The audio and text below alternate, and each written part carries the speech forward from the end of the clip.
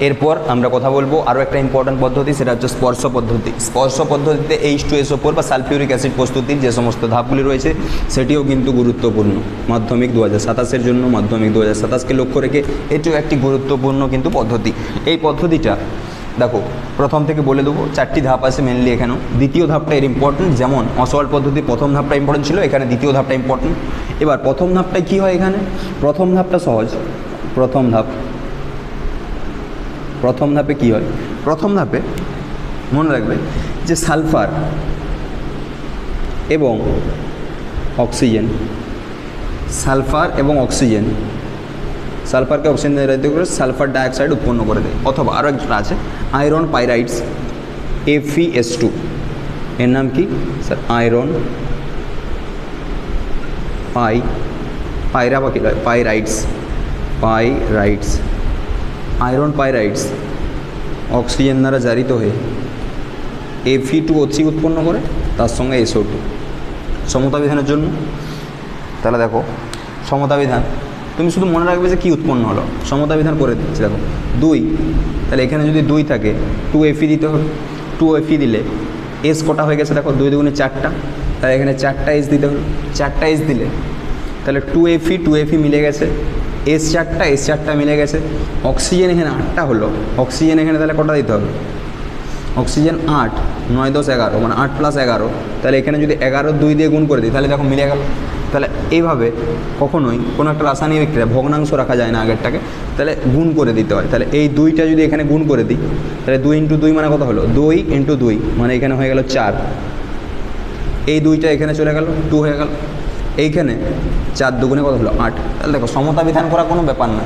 কি বললাম, আমি প্রথমে ধাতুটাকে ধরবো, যেটা মৌল আছে বড়, সেটাকে ধরবো, সেটাকে ধরে আমি মিলিয়ে নেবো। তাহলে 4FeS2 + 11O2 থেকে 2Fe2O3 + 8SO2। আমার মেন যেটা দেখা সেটা SO2 উৎপন্ন হচ্ছে এখানেও, ঠিক আছে।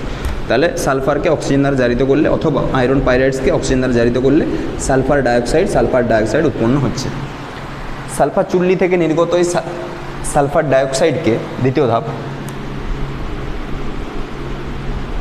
দ্বিতীয় ধাপ সালফার চুল্লি থেকে নির্গত এই সালফার ডাইঅক্সাইডকে বিশুদ্ধ এবং শুষ্ক করে, কেন বিশুদ্ধ করা হয় এটা আমি আসছি পরে আলোচনা করে দিচ্ছি।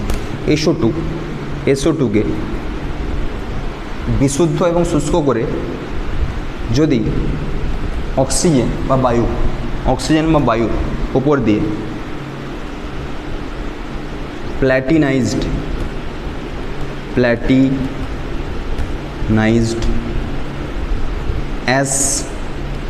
অ্যাসবেস্টস বা V2O5, এর নাম কি ভ্যানাডিয়াম পেন্টক্সাইড। ভ্যানাডিয়াম দরকার হলে লিখে দিচ্ছি, ভ্যানাডিয়াম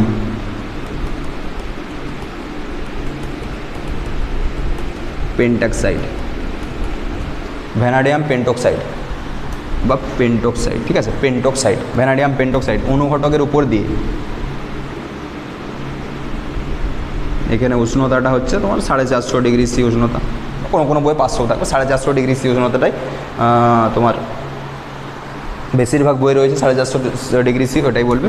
450 ডিগ্রি সি উষ্ণতায় 1 থেকে 1.5 ATM চাপে যদি চালনা করা হয়, এই SO2টা জারিত হয়ে সালফার ট্রাইঅক্সাইডে পরিণত হয়। কী বললাম, ডাই থেকে ট্রাই।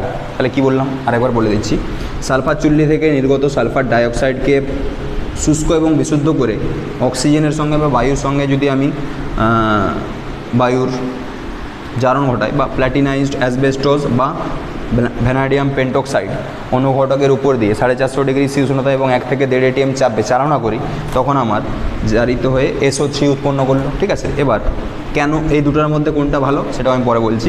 তৃতীয় ধাপ উৎপন্ন সালফার ট্রাইঅক্সাইডকে আর সমতা বিধানের জন্য এখানে একটা 2 দিয়ে দাও, তাহলে 2 দুগুণে 4টা, 2 6টা, এখানে একটা 2 দিয়ে দাও, সমতা বিধান হয়ে গেল। উৎপন্ন সালফার ট্রাইঅক্সাইডকে 98% গাঢ় H2SO4 দ্বারা আমি যদি গাঢ় H2SO4 যদি চালনা করি, তাহলে এইখান থেকে শোষিত করা হয় গাঢ় H2SO4, 98% গাঢ় H2SO4 শোষণ স্তম্ভে যদি চালনা করা হয়, তাহলে এখান থেকে উৎপন্ন হবে H2, কটা আছে H2, এস কটা আছে, একটা দুটা, S2, ও চারটা তিনটা, কটা হলো, H2S2O7, বা এর নাম আছে ওলিয়াম, ওলিয়াম, বা এর নাম আছে ধুমায়মান সালফিউরিক অ্যাসিড। মোস্ট ইম্পর্টেন্ট, এখান থেকে কোশ্চেন আসবে 1 নাম্বার, ধুমায়মান সালফিউরিক অ্যাসিড বা ওলিয়াম বা পাইরো সালফিউরিক অ্যাসিড, তিনটি নাম আছে। একটি আছে ওলিয়াম, ঠিক আছে, 2 নম্বর নাম আছে কি বললাম, পাইরো সালফিউরিক অ্যাসিড, 3 নম্বর নাম ধুমায়মান সালফিউরিক অ্যাসিড, তিনটি নাম আছে। গাঢ় হয়ে গেছে। আবার 100% বিশুদ্ধ ওলিয়ামকে বলা হয় সালফান, ঠিক আছে, একবার এলো যখন বলে দিলাম। চতুর্থ ধাপ, উৎপন্ন ওলিয়ামকে H2S2O7কে এর উপর দিয়ে যদি জল চালনা করা হয় বা জলে দ্রবীভূত যদি করা হয়, তাহলে H4S2O8কে 2 দিয়ে ভাগ করে দাও, মানে 2H2SO4 উৎপন্ন হবে, মানে গাঢ় সালফিউরিক অ্যাসিড উৎপন্ন হবে প্রয়োজন মতো। তাহলে কি বললাম, প্রথম ধাপ সালফার বা আয়রন পাইরাইডসকে অক্সিজেন দ্বারা জারিত করলে সালফার ডাইঅক্সাইড উৎপন্ন হয়, বিক্রিয়া বুঝে গেছো। দ্বিতীয় ধাপে উৎপন্ন সালফার ডাইঅক্সাইডকে শুষ্ক এবং বিশুদ্ধ করে অক্সিজেন দ্বারা জারিত করে প্লাটিনাইজড অ্যাসবেস্টস বা ভ্যানাডিয়াম পেন্টক্সাইড অনুঘটকের উপর দিয়ে 450 ডিগ্রি সি থেকে 450 ডিগ্রি সি উষ্ণতায় 1 থেকে 1.5 ATM চাপে যদি চালনা করা হয় সালফার ট্রাইঅক্সাইড উৎপন্ন হয়। উৎপন্ন সালফার ট্রাইঅক্সাইডকে 98% গাঢ় H2SO4 শোষণ স্তম্ভে চালনা করলে ওলিয়াম উৎপন্ন হয় বা পাইরোসালফিউরিক অ্যাসিড বা ধুমায়মান সালফিউরিক অ্যাসিড উৎপন্ন হয়। উৎপন্ন ওলিয়ামকে যদি জল সংযোগ করা হয় তাহলে এখান থেকে উৎপন্ন হয় H2SO4। কার যদি অসুবিধা থাকে অবশ্যই কমেন্ট করে জানাবে, আর ভিডিওগুলো ভালো লাগলে অবশ্যই লাইক করবে। এরপর যেই কোশ্চেনগুলো এসেছিলো বা রাইজ হয়েছিল সেই কোশ্চেনগুলো আমি সলভ করতে চাইবো। সেটা কি, যে এইখানে বলেছিলাম স্যার যে SO2কে বিশুদ্ধ হতে হবে। কেন বিশুদ্ধ হতে হবে? কারণ যদি SO2 এর মধ্যে ধূলিকণা যদি না থাকে, যদি ধূলিকণা রয়ে যায়, ঠিক আছে, যদি এর মধ্যে ধূলিকণা বা অশুদ্ধি কিছু রয়ে যায় তাহলে সেটা অশুদ্ধি হিসেবে কী থাকতে পারে স্যার? জলীয় বাষ্প থাকতে পারে, H2S থাকতে পারে, আর কি থাকতে পারে? আরেকটা থাকতে পারে যেটা হচ্ছে আর্সেনাস অক্সাইড। আর্সেনাস অক্সাইড যেটা হচ্ছে প্ল্যাটিনাইজড অ্যাসবেস্টস বা প্ল্যাটিনাইজড গঠিত যে সমস্ত অনুঘটকগুলো রয়েছে, প্ল্যাটিনাম, রোডিয়াম তারজারি বা প্ল্যাটিনাম অনুঘটক, সেগুলোর যে অনুঘটন ক্ষমতাটা সেটা কমিয়ে দেয়, অর্থাৎ অনুঘটক বিষ হিসেবে কাজ করে, ঠিক আছে। আর্সেনাস অক্সাইড কি বললাম? অনুঘটক বিষ হিসেবে কাজ করে। অনুঘটক বিষের কাজ কি? বিক্রিয়ার গতিটাকে কমিয়ে দেয়। তাহলে অনুঘটকের যদি বিক্রিয়াটা কমিয়ে দেয় প্ল্যাটিনাইজড অ্যাসবেস্টস, তাহলে ওই বিক্রিয়াটা সহজে ভালো হবে না, ওই জন্য এটা বিশুদ্ধ করা হলো। 2 নম্বর বলেছি যে কেন আমি SO3কে সরাসরি জল যোগ করলাম না, বা সরাসরি কেন এটাকে সরাসরি কেন আর্দ্র বিশ্লেষিত করলাম না SO3কে। যদি আমি SO3কে সরাসরি আর্দ্র বিশ্লেষিত করি সরাসরি, তাহলে এখান থেকে কি অসুবিধা হয় আমি সেটা পরে দিচ্ছি। যে SO3কে যদি সরাসরি করা হয় H2SO4, SO3 থেকে যদি সরাসরি আমি H2SO4 উৎপন্ন করতে চাই তাহলে কি অসুবিধাটা হয়? SO3কে যদি সরাসরি উৎপন্ন করতে চাই, এখান থেকে বলছি সরাসরি H2SO4 পেতে চাইছি আমি, সরাসরি মাঝে স্টেপটা বাদ দিয়ে, ঠিক আছে।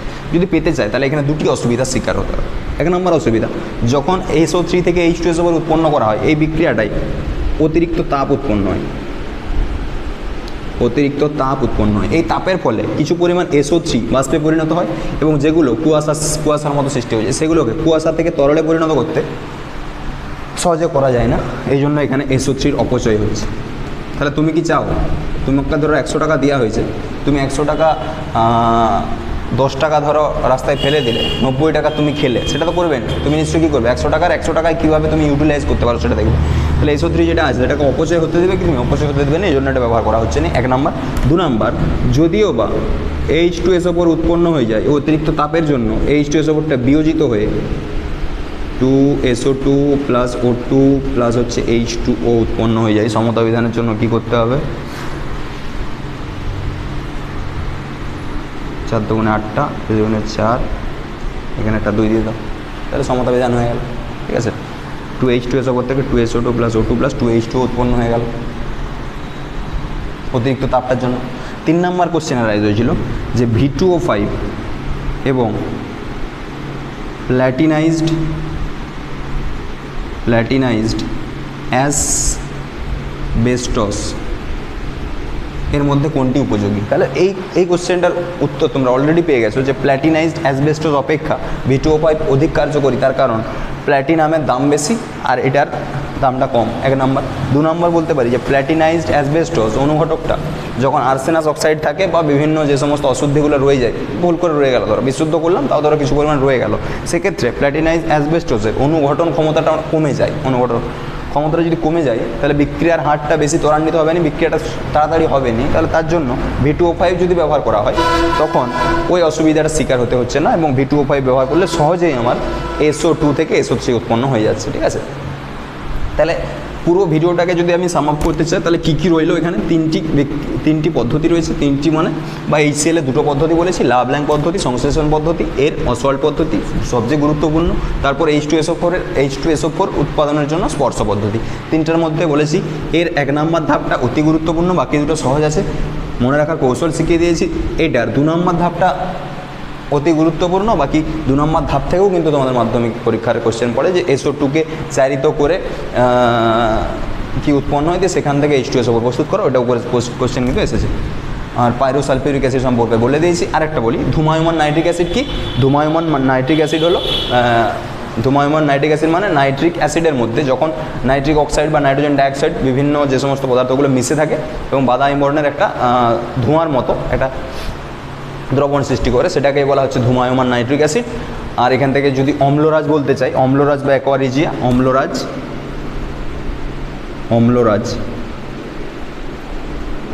বা অ্যাকোয়ারিজিয়া, অম্লরাজ বা অ্যাকোয়ারিজিয়া কি? 3 আয়তন গাঢ় HCl এবং 1 আয়তন গাঢ় HNO3। HCl হালকা মনে হচ্ছে জন্য 3টা দরকার, HNO3 গাঢ় মনে হচ্ছে জন্য 1টা দরকার, তাহলে 3 আয়তন গাঢ় HCl এবং 1 আয়তন গাঢ় HNO3 এর মিশ্রণকে বলা হচ্ছে অম্লরাজ বা অ্যাকোয়ারিজিয়া। এখানে বড় ধাতুগুলো দ্রবীভূত থাকে। আরেকটা রয়েছে যেটা হচ্ছে শক্তিশালী জল,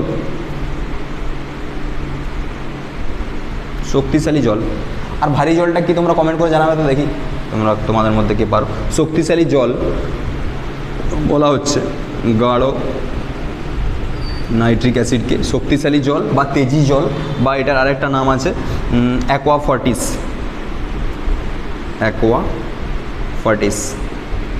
ঠিক আছে, শক্তিশালী জল বা তেজি জল বা অ্যাকোয়াফর্টিস। তোমাদের জন্য কোশ্চেন রইল ভারী জল কাকে বলে। আর গাঢ় HNO3 কি বলা হচ্ছে শক্তিশালী জল বা অ্যাকোয়ারিজিয়া। এখানে ধাতু অধাতু সবাই দ্রবীভূত থাকে, শুধুমাত্র বড় ধাতুগুলো বাদে, বড় ধাতু ছাড়া এখানে বড় ধাতু দ্রবীভূত হয়। বড় ধাতুর নাম তোমরা কমেন্ট করে জানাবে দেখি তোমাদের মধ্যে কজন জানো যে বড় ধাতু। ঠিক আছে, আর বড় ধাতু নামটা কেন বড় ধাতু হয়েছে সেটাও যদি কেউ জানো তাহলে অবশ্যই কমেন্ট করে জানাবে যে বড় ধাতুর নামটা কেন বড় ধাতু হয়েছে। পর কোণে তোমরা তো এটা সম্পর্কে তোমাদের আইডিয়া নিশ্চয়ই আছে, তোমরা বলবে যে বড় ধাতু নামটা কেন হয়েছে। ঠিক আছে, তাহলে এই ছিল অজৈব রসায়ন সম্পর্কে সম্পূর্ণ তোমাদের যে পার্ট 1, 2, 3, 4 4টা পার্টে কিন্তু আলোচনা করলাম এবং পুরো ভিডিওটা মানে পুরো চ্যাপ্টারটা কমপ্লিট করে দিলাম। এরপরে তোমরা বলবে যে কোন চ্যাপ্টারটা করবো, ধাতুবিদ্যা নাকি চলতড়িৎ। ঠিক আছে, তোমরা অবশ্যই কমেন্ট করে জানাবে আর ভিডিওটা অবশ্যই লাইক করো। ঠিক আছে, thank you very much for watching, thank you.